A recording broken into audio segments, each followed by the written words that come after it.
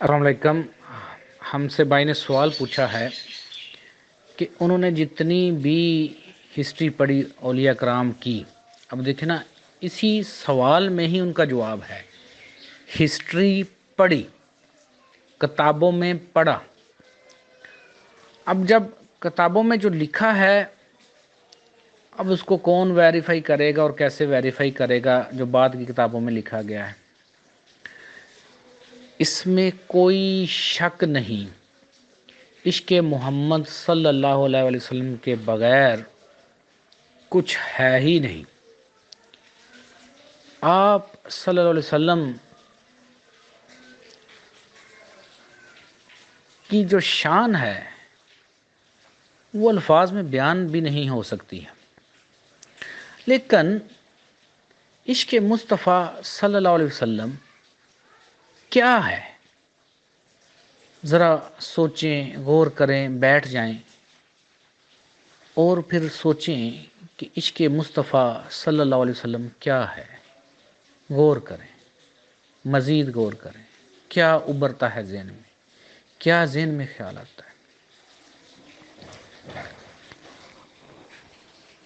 मोहम्मद सल्लल्लाहु अलैहि वसल्लम की हर बात को मानना इश्क़ मुस्तफ़ा सल्लल्लाहु अलैहि वसल्लम है। मोहम्मद सल्लल्लाहु अलैहि वसल्लम की अताअत करना अल्लाह की अताअत करना है। देखिए, यहाँ कोई फ़र्क ही नहीं रह रहा। अताअत मुस्तफ़ा सल्लल्लाहु अलैहि वसल्लम ही अताअत खुदा है, अताअत अल्लाह है। अब जब हम मोहम्मद सल्लल्लाहु अलैहि वसल्लम की, आप सल्लल्लाहु अलैहि वसल्लम की जब ज़िंदगी को देखते हैं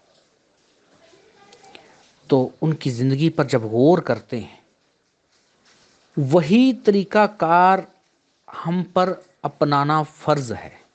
उनका तरीक़ाकार क्या है?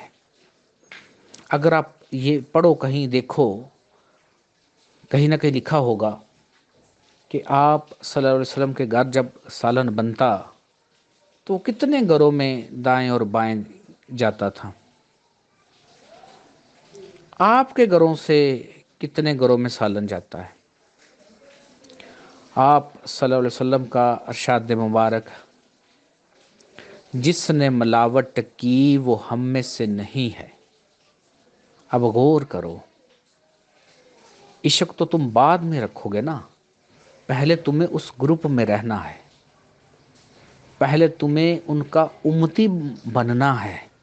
अब जिसने मिलावट की वो हम में से नहीं है। गौर करो इस बात के ऊपर, तुम किसी चीज में मिलावट तो नहीं कर रहे हो।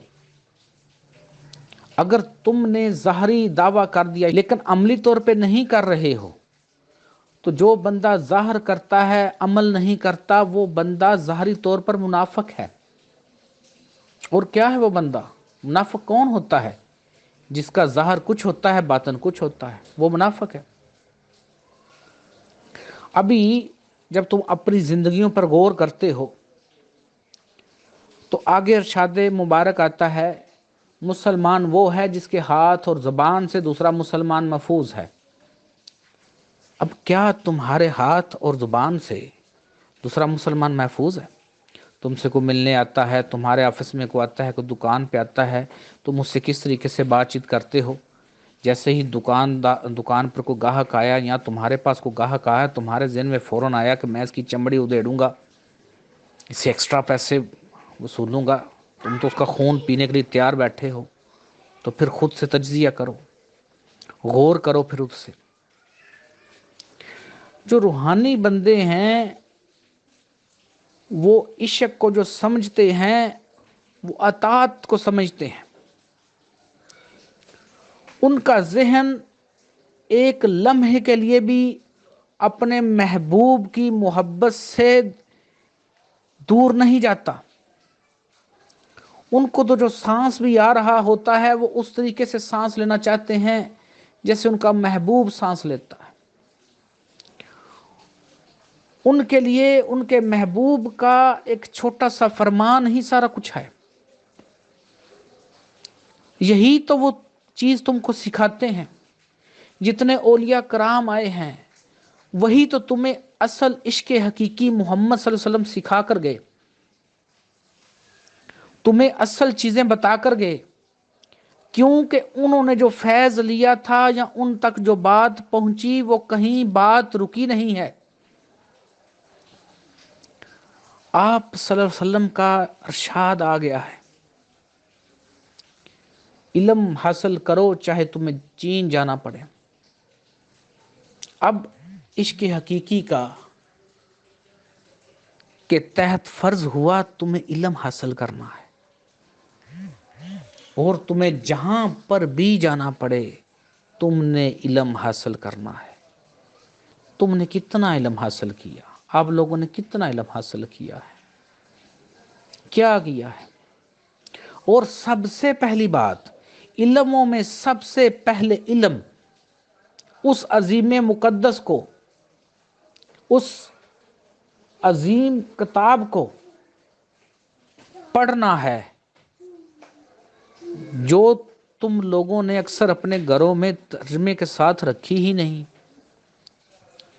عشق مصطفیٰ صلی اللہ علیہ وسلم کا سب سے پہلا فرض، سب سے پہلا حق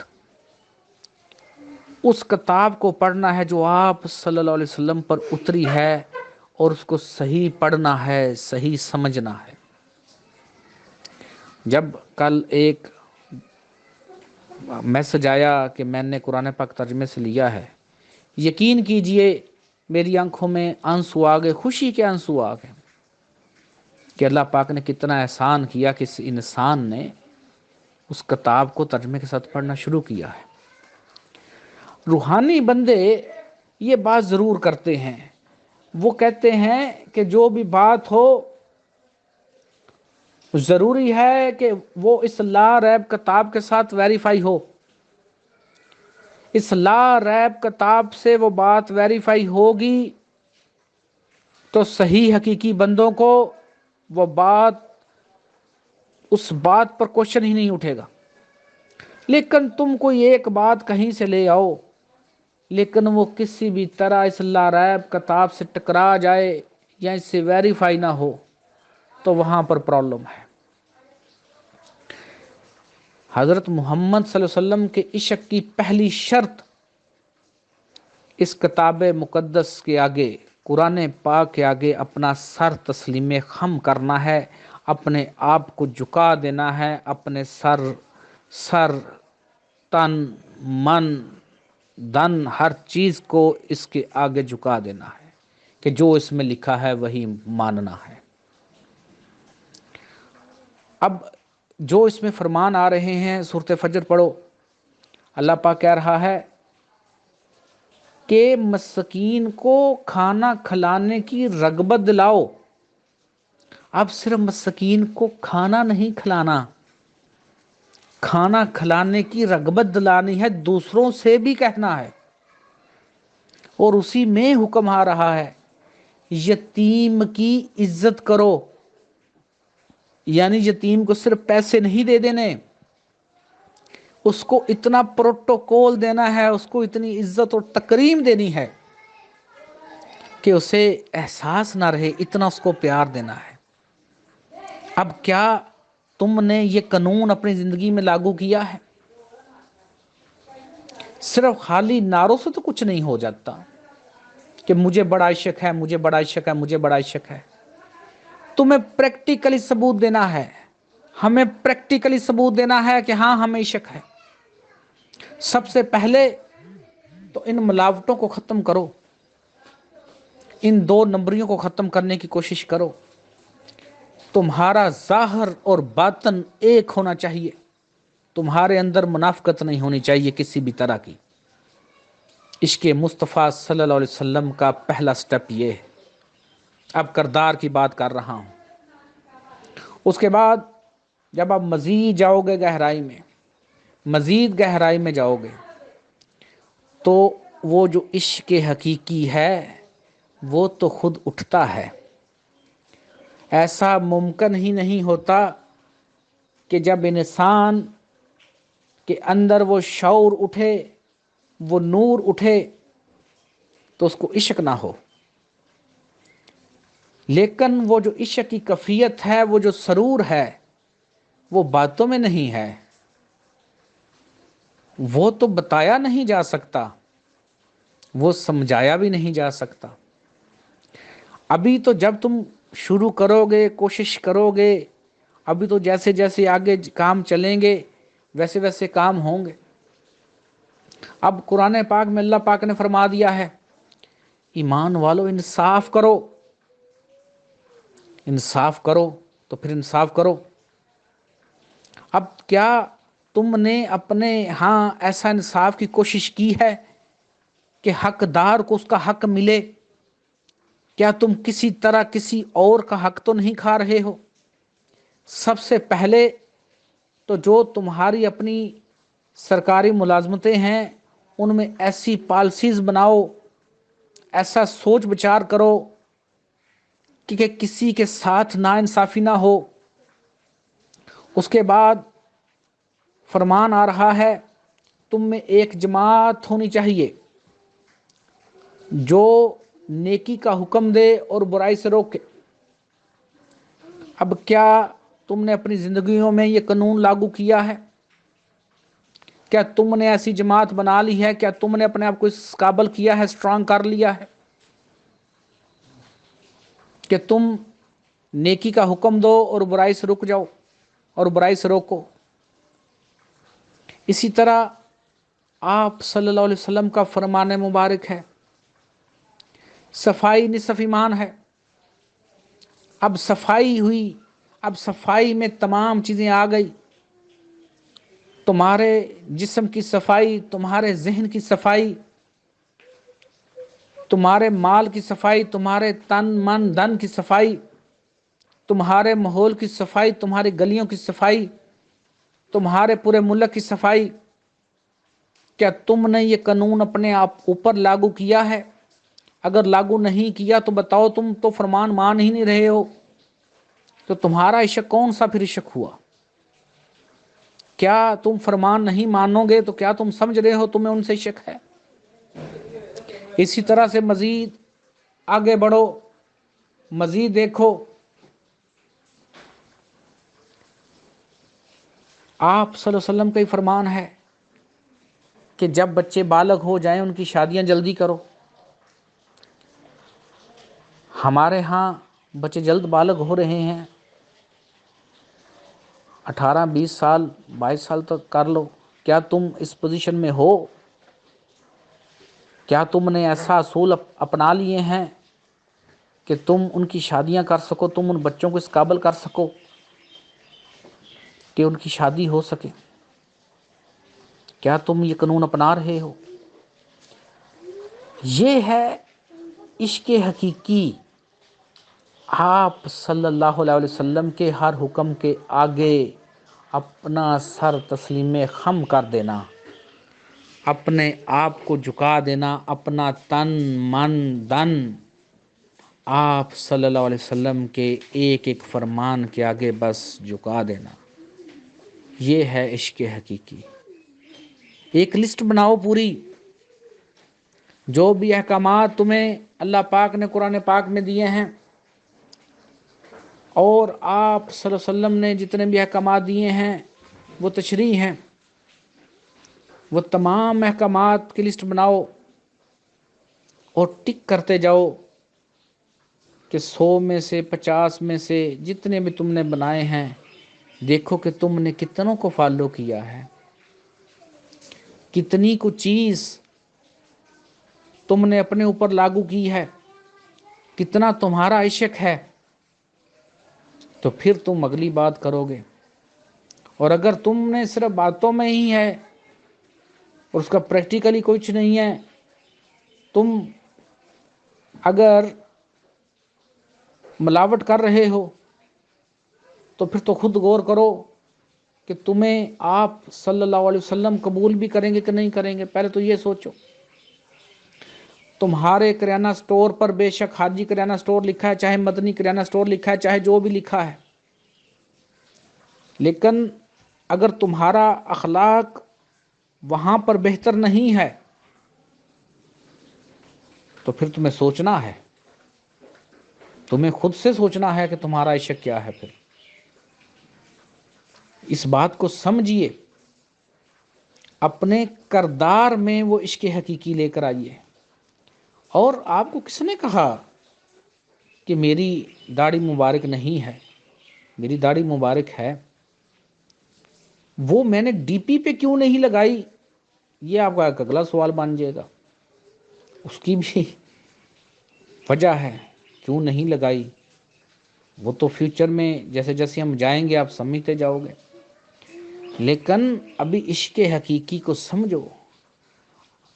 عشق مصطفیٰ صلی اللہ علیہ وسلم کے بغیر کچھ نہیں ہے، کچھ بھی نہیں ہے آپ صلی اللہ علیہ وسلم کے عشق کے بغیر. لیکن عشق کیا ہے کہ آپ کے تمام فرمانوں کے آگے اپنا سر تسلیم خم کر دینا. ابھی جب تم نے قرآن پاک پڑھا ہی نہیں ترجمے کے ساتھ، تمہیں ابھی پتہ ہی نہیں لگا کہ کون کون سے احکامات آئے ہیں جو تم نے ماننے ہیں، اور ابھی تم نے آپ صلی اللہ علیہ وسلم کے تمام فرمان مبارک پڑھے ہی نہیں ہیں، کیونکہ سنتے رسول ایسا ممکن نہیں کہ قرآن پاک میں لکھی ہوئی نہ ہو. جو بھی حکم آ گیا قرآن پاک میں، آپ صلی اللہ علیہ وسلم نے اس کو من و ان تسلیم کیا، اس پر عمل کیا ہے. تو قرآن پاک میں جتنے بھی احکامات آئے ہیں ان پر عمل کرنا سنت رسول ہوا. آگے مزید تشریح آپ صلی اللہ علیہ وسلم نے کی ہوئی ہے ان کو من و ان تسلیم کرنا اطاعت رسول ہوا. تو یہ میں تو بڑا سوچنے کے باوجود بھی اطاعت رسول اور اطاعت اللہ میں فرق نہیں سمجھ سکا، نہ ہی مجھے کوئی فرق لگتا ہے. مجھے تو اطاعت رسول ہی اطاعت اللہ لگتی ہے، اور اللہ پاک نے بھی یہی لکھا ہے کہ آپ صلی اللہ علیہ وسلم کی اطاعت ہی اللہ کی اطاعت ہے. تو یہ تو زندگیوں میں اپنی دیکھو کہ عشق حقیقی کتنا ہے اور کتنا نہیں ہے. ابھی یہ جو ایک سوال ہے آپ کا، اس پہ تو 10 گھنٹے بھی گفتگو کی جا سکتی ہے، 10 گھنٹے کا 20 گھنٹے بھی گفتگو کی جا سکتی ہے. لیکن چلیں اتنا ہی سمجھو، اور جتنی ممکن ہو کوشش کرو. لیکن میں پہلے کہہ رہا ہوں،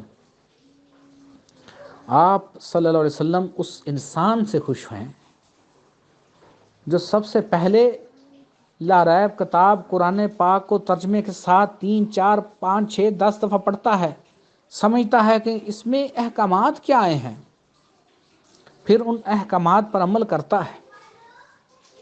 تو آپ صلی اللہ علیہ وسلم اس انسان سے خوش ہیں. اور جس انسان نے بس خالی دعوے کرنے ہیں، خالی دعووں سے تو کچھ نہیں ہوتا. خالی دعوے تو جتنے مرضی کرتے رہو، اس سے کیا ملے گا؟ کچھ نہیں ملے گا. میں نے اپنے ایک پہلے بھی آڈیو لیکچر میں کہا ہے کہ ہم جو کہتے ہیں کہ میری نسبت وہاں ہے یا میری نسبت وہاں ہے، بھئی تم تو کہہ رہے ہو کہ تمہاری نسبت وہاں ہے، لیکن کیا اگلی ہستی بھی کہہ رہی ہے کہ ہاں تمہیں قبول کیا گیا ہے، ہاں ہم تمہاری نسبت کو مانتے ہیں؟ تمہارے منہ زبانی جو جمع خرچے ہیں وہ نہیں چلیں گے، حقیقی پریکٹیکل کام چلے گا کہ حقیقی پریکٹیکل تم نے کتنا کیا ہے. خود علم حاصل کرو، اپنی نسلوں کو علم دو، تب تم ان کے فرمان مانو گے، اور ان کے تمام فرمان مان کر تم عظیم الشان قوم بنو گے. اگر تم ان کے فرمان نہیں مانتے ہو، اور آپ صلی اللہ علیہ وسلم نے جس چیز سے منع کیا ہے وہ تم حرکتیں کرتے ہو، اور آپ صلی اللہ علیہ وسلم نے جس کام کے کرنے کا حکم دیا وہ تم نہیں کرتے ہو، اور وہ تمام احکامات قرآن پاک سے ویریفائی، تو اگر تم یہ نہیں معاملات صحیح چلاتے ہو تو پھر آپ لوگوں کو خود سوچنا ہے کہ آپ کہاں کھڑے ہو. اور اگر آپ ان احکامات پر صحیح عمل کر رہے ہو تو پھر تو کمال ہو گیا. یہ بات کو سوچیں، سمجھیں، غور کریں.